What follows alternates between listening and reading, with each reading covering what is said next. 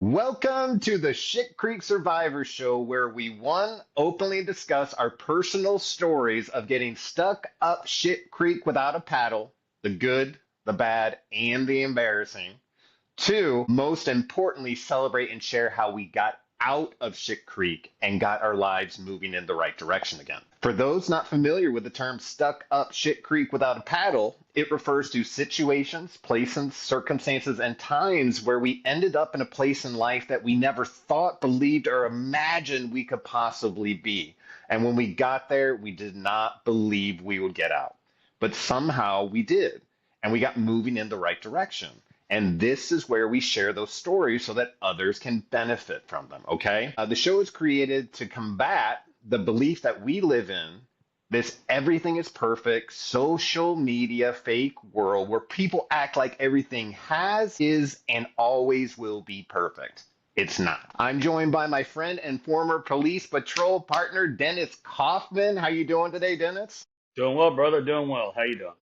I am good. Just got back from Turkey Day week, and Thursday being delicious. I ate as much food as I could. I was in St. Louis, Missouri. What'd you do? Went down to Rockport to visit my mom, some family down there. Yeah, do you have good So weather? we were down on the beach. You know, Rockport, Texas is by Corpus Christi, so we were all the way down on the coast. So yeah, salt water. Got a little colder right before we left, and as soon as we got back to St. Louis, it started to snow. So up and down with the weather, and just knocked down the immune system a little bit probably, but all good after that. Perfect. Good food, So good in the times, all that good, stuff. good. What do you think of my mustache? I was gonna make a couple of cracks at it there, but I hadn't yet, so I don't know.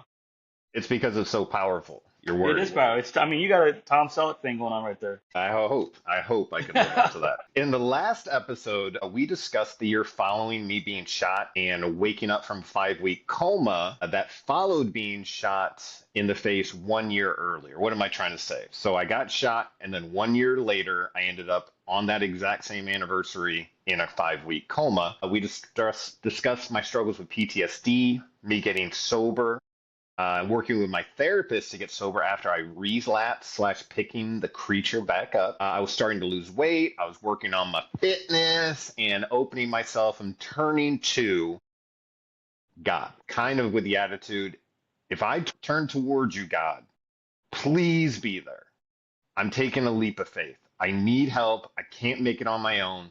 Please be there. And in that process, I ended up turning over a lot of stones in my life, trying to find what was causing the pain in my life. Was it just PTSD? Was it being shot? Where was all this pain coming from? I had removed the alcohol, the weight, I had physically transformed. I'd lost weight. I'm feeling better. I'm on my medication. I'm meditating.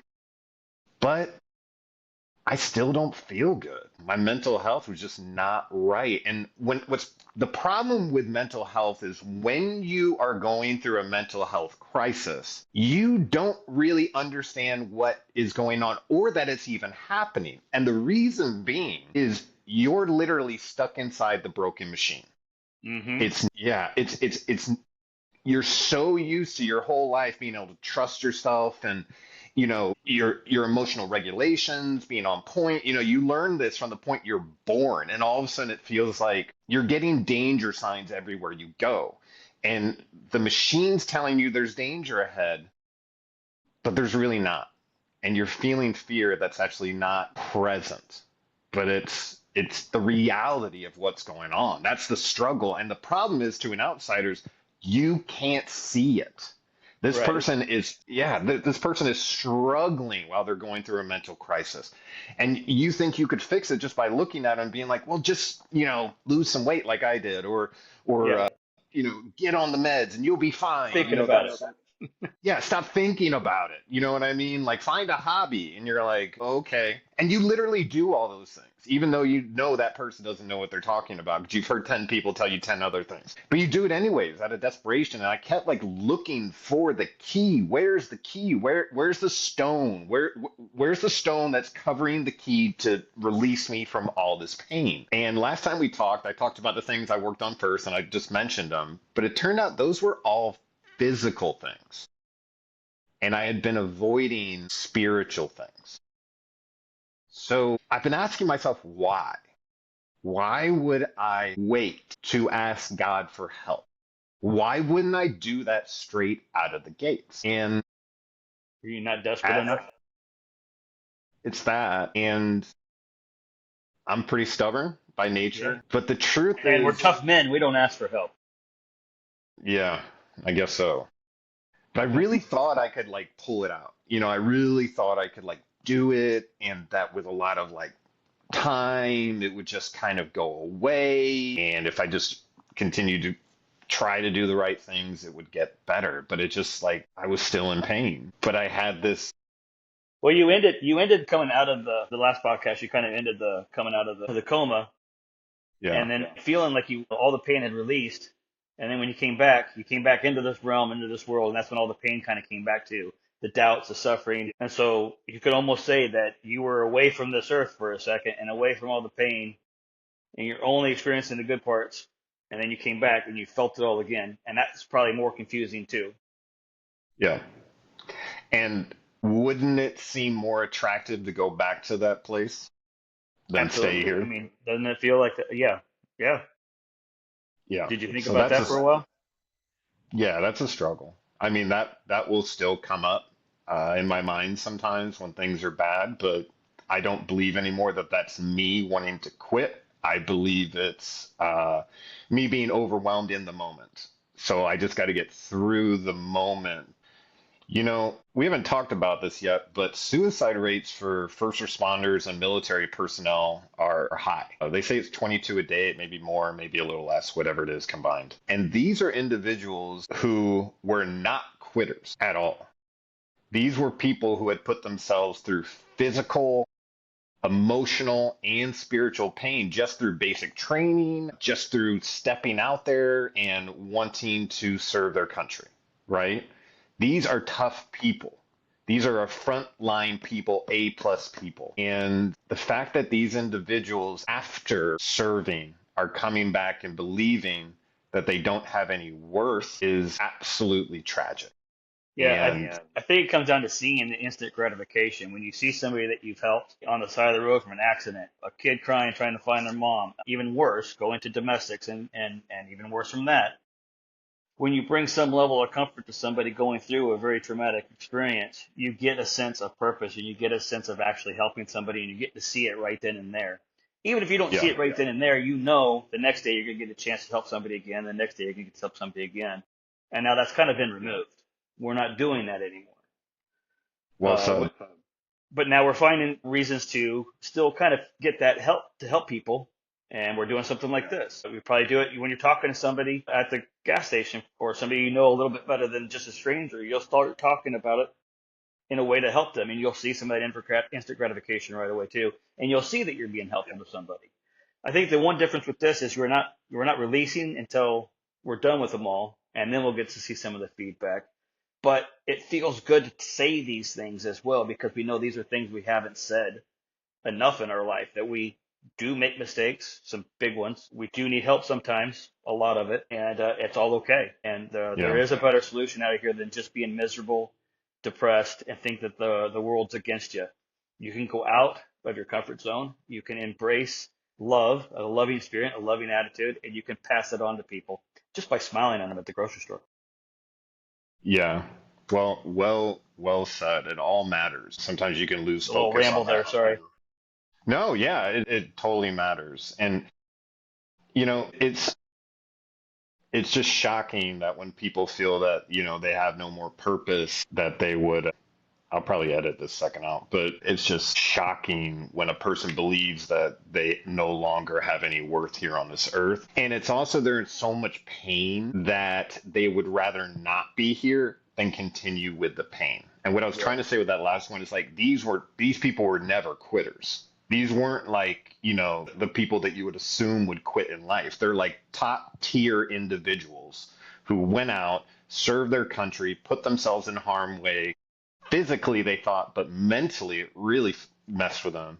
And then now they're home and they're trying to figure out why they're in so much pain. They can't see it. No one else around them can see it. And they're just like, you know what? I think I'd rather just not be here. I probably wouldn't be a problem to everybody. And you start like backing it up with rationalizations like my family would do better without me, or, like I don't want to be a burden, or maybe I should just run away or something like that. But it gets kind of crazy. So I had been focusing on all my physical stuff, but I had been avoiding spiritual stuff like we talked about last time. And I've really taken some time to think about that. Why? Why would I avoid asking for help from a higher power and try to take care of everything on my own? And I believe it's because I believe pride was involved. I believe my ego was in there. I believe that I was embarrassed, and I believe that if I could get everything back on track without having to ask God for help, that I Somehow it could makes it prove to more God that real. I was, yeah, Yeah. that I could prove to God I was strong, that I could do it. And it's pretty complicated because I remember being in my basement again. I'm crying. I'm asking, what is going on here? I'm at my wit's end. I'm thinking about what it would be like, how it would be better without me on Earth. And all of a sudden, this memory, boom, flashes before my eyes. As I'm crying, God, why is this pain continuing? And it's a memory from being about 4.5 to 5 years old. We lived in Curacao, which was an island off the coast of Venezuela. It's part of the ABC Islands, Aruba, Bonaire, and Curacao. And my dad was stationed there. He worked for the government. And so while we were there, I made a friend. Turns out he was also from the United States, so we hung out a little bit. And when I was over at his house one day, he asked me, "Hey, my mom's boyfriend taught me an adult game. Would you like to learn?" I was like, "Okay, I'm 5 years old. I don't know what that means. All I know is I want to be like my dad, Yeah. and I want to do the adult things that he does. So if this means I get like a glimpse into that world, great." And what that meant was we proceeded to get naked, and he did things to me, and then he had me do those things to him. Now, when you're young and you're being taught an adult game to anyone out there who's ever experienced that and might be suffering in silence, it's confusing because it feels good. And we continue to do this, I would say, for about 6 months. And I came to his house one day, um, thought we were going to play the game again. And he was visual, like I could tell he was upset, but he was like silent. And I was asking him, I was like, what's going on? And he eventually told me that his mom's boyfriend, who he had been playing the adult game with, had found out that my dad was a DEA agent, so a police officer. And what that individual decided to do was tell a 5 year old, my friend, that what he had done was gross, shameful, and wrong. He was told that his mom, if she found out, wouldn't love him. He was told that God saw him as a sinner and that we had done wrong and we needed to be quiet about it. He also told my friend the exact same things for me, that my parents wouldn't love me anymore if they found out what we had done, that God wouldn't love me, that God knows I'm a sinner now, and that my family would potentially get rid of me if they found out what was going on. And my whole world in that moment fell apart because Yeah. the only things you believe in with all your heart when you're 5 years old is your parents' love, God's eternal love, and Santa Claus. And, because you got to be a good boy to get the presents from Santa Claus. And I thought I had lost all three. Right in that moment, I had thought I had lost all three. And This I has been didn't repressed all believe these years, or do you remember thinking of this before ever? I had thought about it before in my life, and yeah, it had kind of popped up. And what had happened when I was told that that I was bad and I was shameful and that I was gross, is I decided right then and there, okay, God, what I'm going to do is I'm going to be a good boy for the rest of my life, and I'll do that, and maybe I can earn my way back into your favor or earn my way back into heaven.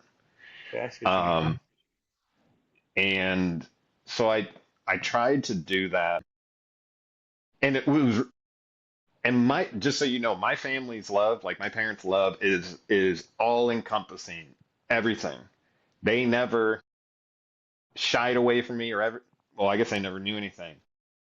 I hid from them. And I remember being a little kid and keeping that secret and being so scared that if my family found out, they would get rid of me. But I kind of didn't believe it. You know what I mean? I'm 5 years old. I'm like, no way. But right at that exact timing, as I'm considering it, I find out that my dad, who's a hero in my eyes, has to go back to the United States for a triple bypass. My mom's going to go, and she's actually having a cancerous bit removed from her skin. Now I look back, I'm not sure what it was, but it didn't end up being anything too bad. Like it didn't affect her health in the future, like drastically. And so I got left on the island alone with a family, and I was there for about a month, thinking that my parents potentially couldn't come back, like they had found out. And I was super sad time. I hated it, and but eventually my parents did come back, but because of that kind of like scare, it really froze in me. I'm not sharing the secret with anybody ever, ever, ever, ever, ever. And so I'm in the basement. This memory pops into my head. I'm like, what is this? This is something else I have to deal with.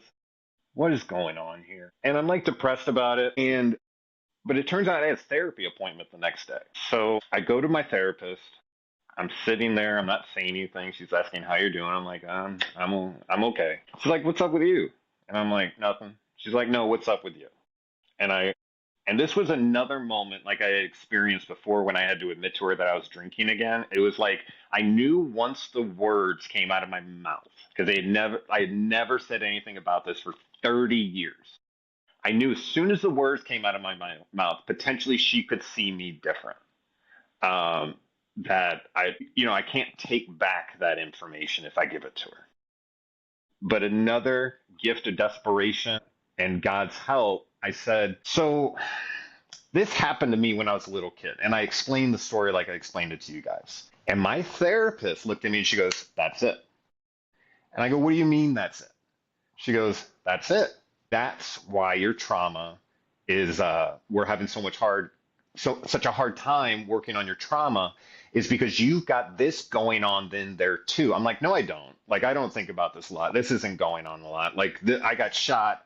This popped up maybe, but I'm just in here just openly discussing it. And she goes, no, trauma couples with trauma. It's like an interwoven like weave. So the problem with that, and one of the drawbacks to working on trauma, is if you pull this string a little bit and you get this one loose, but you can't get the rest of the knot out, you have to start undoing the other string. And that's the Wow. one that's the childhood memory that's holding that bit in place so a little bit more can come out. But then sometimes you have to go back and you have to start bouncing back and forth to like what's going on here. So my therapist and I really started working on almost separating. There's an adult Cameron and then there's a childhood Cameron. The pain that you're feeling right now as you're crying to me, does it feel like an adult crying to me right now, or does it feel like a child? And it was like in my heart, in my chest, in my throat when you're a little kid and you just went up to your mom and you just admitted to her you did something wrong and you don't want her to not love you, like all this kinds of stuff. And like, it was just like, and it felt very, very young, which I was like, huh. And right as all this was happening, there was almost like an explosion of energy. Like finally, I had gotten this fucking weight off my chest that Right. I didn't even realize was there. And I was like, oh my God, like this matters. Like this matters. Like it really does matter. And what was even crazy about like this matters is like I literally started apologizing.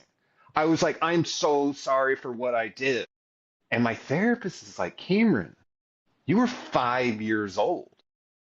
Like, have you seen a 5 year old lately? I'm like, I don't know.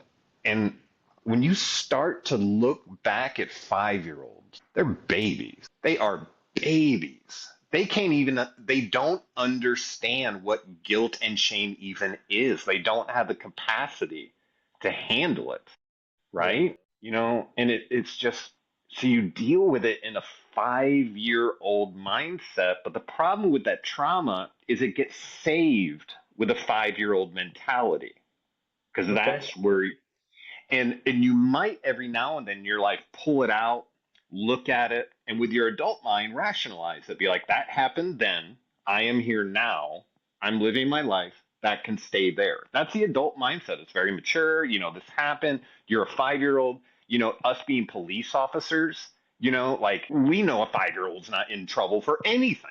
You know what I mean? For anything, really. It's like, where's the adult? That sort Right. of thing. And so like, but you save it as like the way you believed it when it did. You might pull it out, look at it as like, yeah, blah blah blah, and rationalize it. But there's still that little kind of heart in there hurting. You know what I mean? And so I told my therapist about this, and I decided right afterwards, since I had had the courage to speak it to her, I went to my parents, and it was one of the scariest things I had ever done. It was like, and I'm, what, 35 at the time, and I'm going to my parents feeling like a 5 year old. I pull in, you know, I had actually called to see if they were there, make sure they were both there. We were in the kitchen, and I just started crying and apologizing to them for what I had done as a 5 year old. Well, And literally felt like the little kid who just wants to be picked up by his parents. It was that deep and like that meaningful. And I'm sure it was strange to my parents because they're like, kids do things like that with one another. They're exploring. And I didn't really kind of explain to them the full extent to like what had happened. Mom, if you're hearing this for the first time, I'm sorry. but The extent, she I didn't need to still know haven't. the extended details. It wasn't going to benefit her in any Exactly. way. And I wasn't ready to share them. Yeah. The details now are being shared to help somebody understand the depths of it so they can relate to it somehow. They'd be like, man, I had something similar or whatever. Yeah. And unfortunately, sometimes you need to hear someone who's been through it say something because that's where you can find courage. Because when I went to my parents as a 5 year old, I didn't get what my 5 year old expected to be like picked up, hugged, loved, say I love you no matter what. I felt like I could fit in, what I mean, in their chest, like they could hold me in that moment, and it didn't really happen. And that was, so I'm like saying there's a 5 year old, and my parents are trying to figure out what's going on, all that kind of stuff. And basically I've decided I'm on this journey to just put everything on the line before I leave this earth. I mean, why not? Why leave it here? So I did all that, and then they were like, we normal kind of goodbye, which is odd. And then I got home and I told my wife about it, which was another really scary thing because once I tell my wife what I had done as a 5 year old, she might look at me different. Like she could. I don't know. Yeah, she didn't. I even thought she she could think that I was maybe homosexual, which is I have no problem with homosexuals, but I don't want my wife losing faith in her husband's, you know what I mean? Like sexuality, if you will. So I'm apologizing to her, basically saying I'm not gay. This just happened to me when I was a little kid. Like this whole rush of emotions and truth is just spouting out of me, And the truth is, There's no without handbook on this doing, one. yeah, and like without that day happening and without the prayer the night before, I don't know if I would have made it. Yeah. Like I had to get that out of me in order to move any further. I had to pick that stone up and examine what it really was compared to what I had labeled it as. Does that make sense? Yeah. That makes a lot of sense, actually. So I had to kind of like set aside what a therapist might think of me, set aside what my family might think of me, set aside what my wife might think of me, and continue this walking in like truth, walking in faith. And that really projected me into all the years leading up to right now. Because once you're walking in faith, and less worried about, well, what if this person sees me? What if that person sees me? What if this person thinks? And you get your ego out of there because your Yeah. ego is hurting you. And I started doing the work. I really started working with a sponsor at going to meetings, being really accountable. I'm going to therapy. I don't have any more secrets now. That's the best thing. Once I got that out of me, I didn't have any more secrets. It's so freeing to not have a dark secret.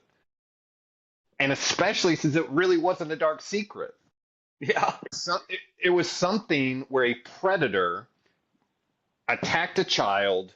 That child was manipulated. I was manipulated. And then we ended up in the place that we were. Yeah. I don't know what happened to that boy. I don't And know, but I carried guilt because I didn't tell anyone. And yeah. that means he was being abused. And then, well, yeah, he was continually abused in your mind in a way, spiritually, never healed. So it felt like it was not ongoing. Do you? Yeah. Okay, so let me ask you this real quick. Remember the remember the stepdad that was abusing his kids on the laptop? And that really hit me. That I bet. really hit me. I was And that's that's what I was why I went asking. so Did it bring that's why I something went out? so hard. You Yeah. did. You were like, I wish I wasn't wearing a badge right now. I want to kick this guy's butt type of feelings. Yeah, we ended up chasing him all the way up to Chicago, right? We got a warrant out on him. He went up to Chicago. He got picked up there, Yeah. put on a plane, and sent back. And that individual had been abusing uh, a young girl. Um, Was it too young? and Was it, yeah, and he was using the same kind of story. This is an adult game. This means love. This is, all that kind of stuff. And what he had done, which is despicable, is recorded it on his laptop. And it was like a Sunday. Sundays in law enforcement are either going to be totally quiet or there's going to be something big that happens, right? And yeah. it was like 3 in the afternoon, and this lady walks in and she says, "My daughter just told me that my boyfriend's been abusing her." I'm like, "Holy smokes." And we pulled her right in. We're like, "All right, where's he at?" Yeah. You know, Let's start building this case with the first brick by first brick. yeah, And we got to build this foundation good. I remember telling you that one too. yep, yep. Good. And we did. We did. Well, We found out exactly. because some of the first reactions were like some people were like, we got to get warrants. Some people were like, we got to go up there and grab him right now, and all these different things. We were like, we need to get that computer. We need to get that computer before he throws it off a bridge into the Mississippi or something like that, right? Yep. So yeah, we were able to get in the house. He was using marijuana in the living room when it wasn't legal, and so we were able to grab him on that. And then while we were in there, the computer, which We were belonged there to, for keep the peace. yes, yeah, The mom was going to leave this guy and grab up all her stuff that she could to get out of there. So we were there for the keep the peace, and it was her computer that she yeah, gave us, and we and kept and it for he's safekeeping till warrants could yeah, be applied to go looking into that computer. and he's smoking weed in the living room when we walk in. I mean, that was And just that just beautiful. made it for us. Yeah. Anyways, so yeah, we did. That really did. I remember that. I cried about that. I talked to Kate about that, but I wasn't able to tell her why it meant so much. I wasn't able to Yeah. tell you why it meant so much, but to me, that was a big one. Well, Uh, we all have soft spots in our hearts for kids being in danger or being hurt, no matter what's happened yeah, to us. Because yeah, something happened to you, it got amped up just a touch more. But it's not yeah. like it was a sign that I should have picked up on. I knew something had to have happened in your past. I was just curious No, when you told me the story just now. I go, man, I wonder if that resonated when that happened. And we picked that one guy up. it kind of came up and it was like, this is a chance for me to get the bad guy in a Yeah. scenario that parallels not only my story, but many, many stories of children, Yeah. and we don't talk about these things because it is seen as just the worst thing, even for the person who's been the victim. Like, it's awful. You'd never get it. You can't get it back. Yeah. You can come to peace with it and you can help others like we're doing. Okay. So Stay positive. long story short, Got to stay positive. gotta stay Control what you positive. can control. Control how you can react to things. Yeah. Yeah, for sure. That's not sometimes easier said than done too. And obviously, this episode is a little kind of deeper, But the reason I'm sharing my story, and this is like the first time I've shared it publicly, and this is going to be very public, besides, like, this is the first time you've heard this, right? Yes. Yeah.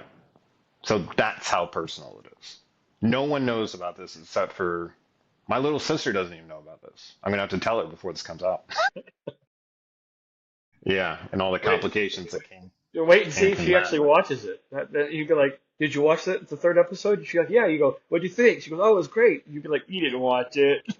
Yeah, bullshit. You didn't watch it. I got you. You're Yeah. And really, really quick, like I wanted to open this up to the idea that, like, you're not alone if you've been through an experience like that. I believe that by me sharing the story, it's going to help others and it's helping to heal me. So thank you to whoever's listening. Thank you, Dennis, for listening to my story. You got it. Sorry that happened to you, man. I mean, I'm glad you It's found okay. peace with it. I'm glad you're able to deal with it, and I'm proud of I'm proud of you for being able to share it. Because you're Yeah, I was right. just always, If it helps somebody, it's going to be worth the pain and the embarrassment of re bringing it up, or all the feelings that you had. You probably had 100 different feelings, and I only mentioned two. I apologize. I know you had a lot of more feelings than those, but no, that's a big step, man. I mean, and good for you for doing it, and I hope that helps you you and know what helps it everyone.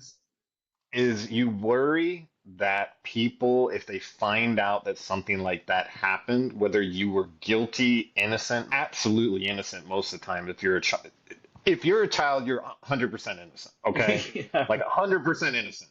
Like 100% innocent. I had to like bang that into my head. Like it's like, no, like I was 4 or 5 years old. I don't know what's going on, but for those who are struggling with that kind of stuff, it's not your fault. And I know this episode's been a little bit deeper, but if it helps someone out there to know that someone else went through it, please, please help yourself. Please attend to the secret rather than choosing not to share it because you're worried that people hearing it may not see you the same way. If they don't see you the same way, they were never really in your corner. Okay? A good friend picks you up when you fall and celebrates good in your life. Not Yep. compares it to theirs or tries to put another, "Oh, well, wait till you hear about my story." It's you listen, you congratulate the person, you pump them up, and you actually get pumped from doing that. You know what I mean? Like Yeah. you were saying, it's helping the kid, like who falls over, like whatever it may be. But if you have a story out there, not only does it not define you, but it can also turn into something powerful for you to help somebody else.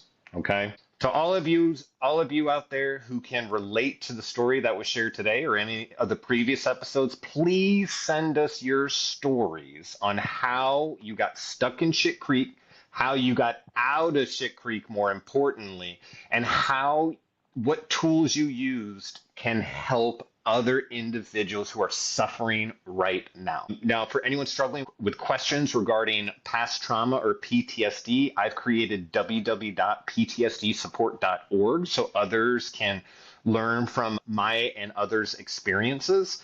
You can check the podcast out at www.shitcreeksurvivors.com. And you can also send us your stories to shitcreekpodcast@gmail.com. Did There I you just go. say come? I You said said dot come com. at the end. No, No, I you said said dot come. com. You said dot com. You didn't say. To any people who are suffering out there or have stories that you believe would empower other individuals going through it right now, please send us your stories at shitcreekpodcast@gmail.com. Check us out at www.shitcreeksurvivors.com. And for anyone struggling with questions regarding trauma or PTSD, I created www.ptsdsupport.com so other individuals out there can have some support. Dennis, thank you for being here today. That was a tough story for me to get off my chest. I wouldn't have I been bet, able to man. do it without you. And Thank you for and I sharing it. Thank you for letting me be a part of it. To hear you talk yeah. about it. Well, the one prayer I have is that this reaches an individual or individuals who are suffering, and that it gives them a sense of freedom and a sense that Of There hope. is a way to A move light at the end of the on. tunnel. Yes. The hope. Yeah, Hope keeps and us then you're gonna alive. exactly, and then you're gonna turn back around and you're gonna see someone else struggling in that same place, and you're gonna pull them back up. Okay, Yep. you are That's how you very pay it forward. powerful. Yeah, paying it forward. So thank you, everybody. I love you, Dennis. Thank you again. Love you too, brother. Have a good week. You too.